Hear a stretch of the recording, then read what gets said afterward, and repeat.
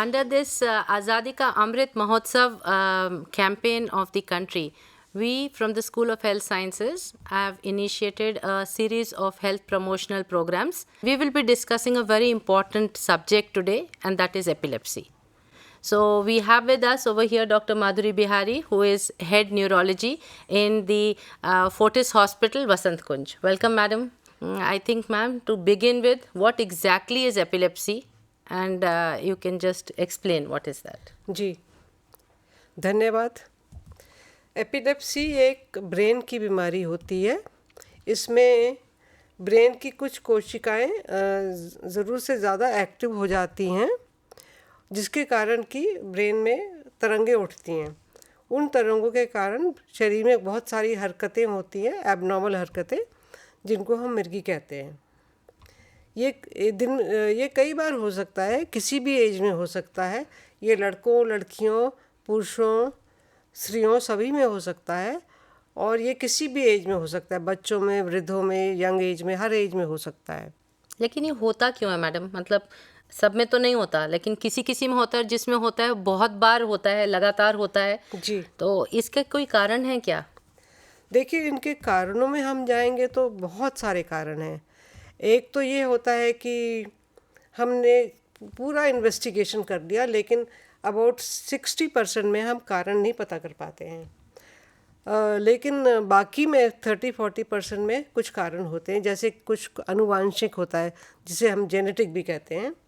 उसके अलावा ब्रेन में कोई प्रकार की चोट लग जाती है, जैसे कुछ बच्चे छत से गिर जाते हैं, या कुछ लोग जैसे ड्राइविंग करते वक्त हेलमेट नहीं लगाते, उसको ब्रेन इंजरी हो जाती है, उसमें भी हो जाता है। और कुछ लोगों को किसी भी जरा प्रकार से हेड इंजरी हो जाती है, उनको हो जाता है। उसके अलावा कभी कभी ब्रेन में कोई ट्यूमर होता है, उसके कारण भी होता है, इन्फेक्शन के कारण भी होता है। एक बहुत ही कॉमन इन्फेक्शन है जिसे हम टेपवर्म का कहते हैं, जो एथरियम में होता है टेपवर्म, लेकिन उसके सिस्ट जो होते हैं वो चले जाते हैं कभी कभी ब्रेन के अंदर, जिसके कारण ये मिर्गी का अटैक होता है। तो मैम, ये जो कीड़ा आपने बताया टेपवर्म जो है, ये हमारे अंदर कैसे जाता है, या ये ब्रेन के अंदर कैसे जा सकता है?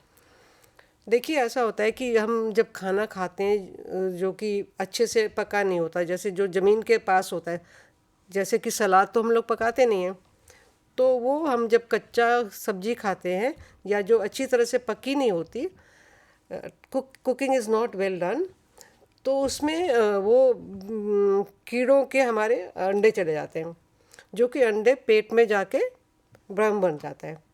अब वर्म जो होता है, उसके जो सिस्ट बनती है, वो हमारे ब्लड के ज़रिए कहीं भी जा सकता है, जैसे कि बोन्स में जा सकता है, मसल्स में जा सकता है, लिवर, लंग्स, और इसी प्रकार से ब्रेन में भी चला जाता है। तो मैम, ये जो सिस्ट है ब्रेन में चली जाती है, तो ये फिर ब्रेन में जाकर एपिलेप्सी क्यों करती है? देखिए, ऐसा है कि वो उसका रहने का नॉर्मल जगह नहीं है। टेपवर्म का जगह तो पेट का है, तो वो उसकी नॉर्मल जगह नहीं है।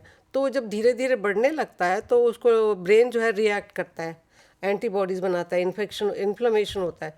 उसके कारण जो ब्रेन की सेल्स होते हैं वो बहुत एबनॉर्मल तरंगे भेजता है, जिसके कारण ये हो जाता है। ठीक है मैम। तो क्या सलाद खाना बंद कर देना चाहिए? कैसे बचाव कर सकते हैं आदमी इससे? सलाद तो खाइए, ज़रूर खाइए, लेकिन अच्छे से।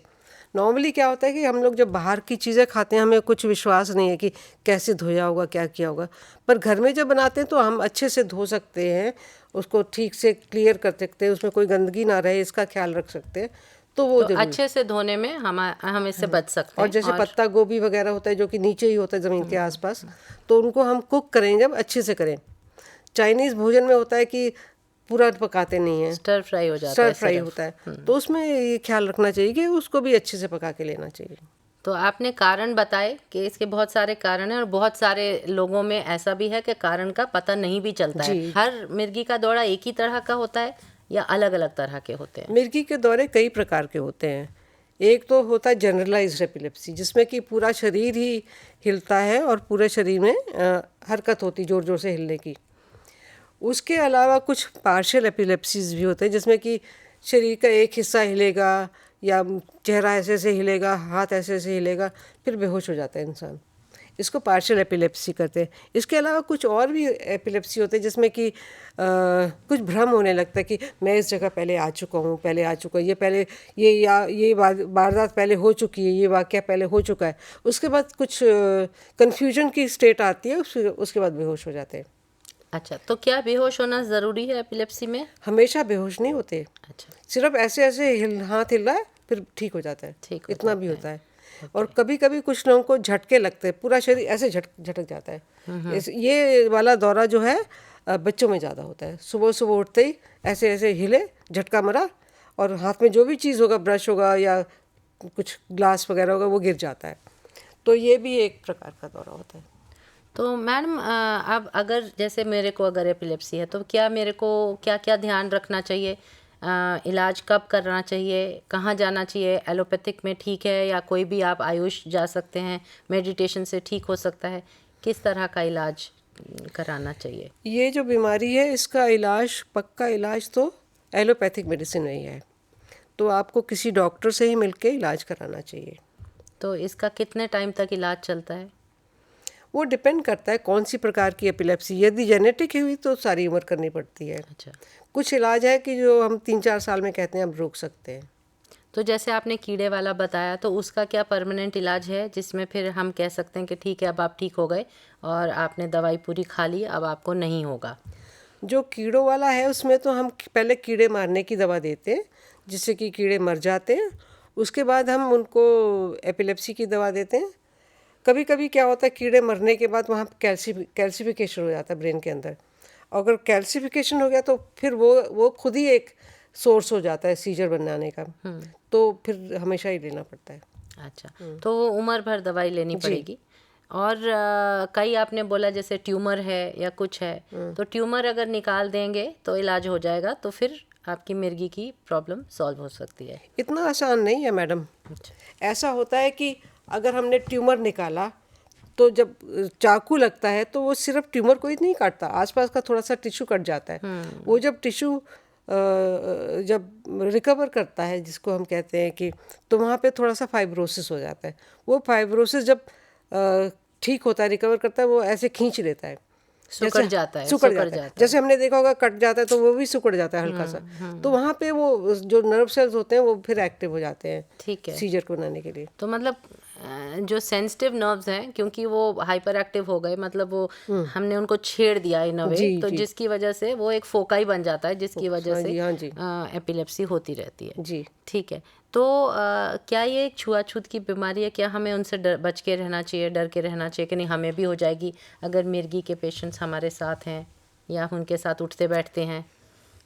देखिए, मिर्गी से संबंधित बहुत सी गलत फहमियाँ हैं, जिसको हम भ्रांतियाँ भी कहते हैं।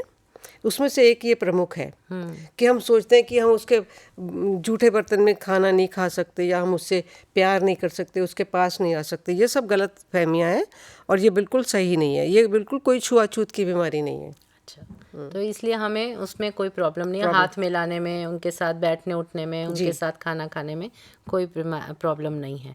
तो और कोई बहुत ज़्यादा एक स्टिग्मा है इस बीमारी के लिए भी, बहुत ज़्यादा स्टिग्मा है। तो आपको क्या लगता है कि आप क्या एडवाइस देना चाहेंगी कि क्या करना चाहिए? सपोज़ हम अगर देखते हैं, कई बार हम देखते हैं बस में ट्रैवल करते हुए भी किसी को मिर्गी हो जाती है, चलते चलते सड़क में भी किसी को मिर्गी हो जाती है, वो बैठते हैं और वो झटका खा रहे होते हैं। तो क्या हम एक आम आदमी होते हुए कुछ उनके लिए कर सकते हैं? जी, सबसे पहले तो हमको ये ख्याल करना चाहिए कि हमें क्या करना है, क्या नहीं करना। हमें क्या नहीं करना, उसमें ये है कि हम उसको रोकने की कोशिश ना करें। यदि वो हिल रहा है ज़ोर ज़ोर से तो उसको हिलने दीजिए, थोड़ी देर में खुद ही शांत हो जाएगा। और अगर आप देखते हैं कि उसके मुंह से झाग निकल रहा है तो उसको निकलने दी, उसको साइड करके लिटा दीजिए। चित नहीं लिटाना है, साइड करके लिटा दीजिए, करवट करके, जिससे कि मुंह में जो भी झाग या पानी है, सलाइवा है, वो सब आराम से निकल जाएगा। और ऐसे में उसके मुंह में कुछ भी मत डालिए, ना तो कोई चम्मच, ना कोई उंगली, कुछ भी नहीं डालिए, क्योंकि अगर वो ज़ोर ज़ोर से अपना मुंह चलाएगा तो फिर वो आपकी उंगली कट सकती है या उसके दांत टूट सकते हैं, तो दोनों ही तरह से गलत हो जाएगा। उसको जो भी झाग निकल रहा है, पानी निकल रहा है, निकलने दीजिए। यदि यहाँ पे टाई है या फिर यहाँ पे बटन टाइट वाला है, उसको खोल दीजिए और let him die on the side and let everything relax. उसके बाद आप उसको कुछ कर सकते हैं। एक बात और ध्यान रखना पड़ेगा कि उसको देखना पड़ेगा कितने लंबा दौरा पड़ रहा है। यदि दौरा ज़्यादा लंबा पड़ा 3 मिनट से ज़्यादा, तो तुरंत आपको या तो हॉस्पिटल ले जाना चाहिए या फिर उस एक कोई दवा होती है उसको नाक में डाल सकते हैं, वो भी हो सकती है, पर वो तो आपको रास्ते में कहाँ मिलेगी। तो ज़रूरी है कि हॉस्पिटल ले जाइए। अगर वो पुराना कोई एपिलेप्सी का पेशेंट है तो हो सकता है उसके पास दवाई हो, वरना तो हाँ जी वो हो सकता है। लेकिन हम कई बार देखते हैं कि लोग जूता सुंघा रहे होते हैं, चप्पल सुंघा रहे होते हैं, और कई लोग तो हाथ पैर भी बांध देते हैं। तो क्या ऐसा सब कुछ ठीक है? बिल्कुल गलत है ये सब कुछ। तो जूता सुंघाने से कुछ नहीं होता, कोई ठीक नहीं होता। कोई कहते हैं कि हाथ में लोहे की चीज़ रख दो, उससे भी कुछ नहीं होता है। मुंह में कुछ डालना भी नहीं चाहिए, ना पानी ना कुछ और जूता सुंघाने से तो कुछ नहीं होता है। क्योंकि जैसे आपने बताया कि बेसिक अगर सब हम समझ जाएं इस चीज़ को कि भाई कुछ जो नर्व्स हैं वो एक्साइट हो गई हैं, तो उनको ये सब करने से तो नहीं ठीक होंगी जी, वो तो इलाज होने से ही ठीक होगा। और जो उनका एक पीरियड है जिस टाइम पर उनको एपिलेप्सी हो रहा है, वो जब तक होगा वो तो होना ही है, उसको हम वो अपने आप ही ठीक हो जाएगा। ठीक नहीं, उसको हम बीच में रोक नहीं सकते, काट नहीं सकते। बहुत सारे गाँव में अब तो शायद काफ़ी जागरूकता आ गई है, लेकिन पहले बहुत इसको जो है जैसे भूत चढ़ जाना या ऐसे भी समझा जाता था। तो उसमें भी कोई तत्व है क्या? इसमें झाड़ फूक से ओझा को बुलाना या उसको भूत उतारना, इस तरह के क्या? यही मैं बता रही हूँ कि इसका कोई लॉजिक नहीं है, इसमें कोई साइंटिफिक बेसिस नहीं है। न भूत भगाना होता है, न कोई ओझा से उसका भूत उतरवाना होता है, या कोई दैवी शक्ति नहीं है। ये तो बीमारी है ब्रेन की, तो दैवी शक्ति को उतारना की कोई ज़रूरत नहीं है। कुछ लोगों को ये भी देखा गया है कि गरम गरम सलाखों से उसके शरीर में दागा जाता है, ऐसा भी हमने देखा है। तो वो भी बहुत गलत चीज़ है। एक तो उसको दर्द होता है और उससे कुछ फ़ायदा भी नहीं होता। तो ये सब चीज़ें नहीं करनी चाहिए, ये सब गलत बातें हैं। ठीक है, तो आपने बहुत अच्छी जानकारी दी है एपिलेप्सी के बारे में कि क्या होती है, कैसे होती है, कैसे मैनिफेस्ट होती है और हमें क्या क्या नहीं करना चाहिए। जी, थैंक यू मैडम, आज के लिए इतनी जानकारी देने के लिए। Thank you very much. Thank you very much. नमस्कार।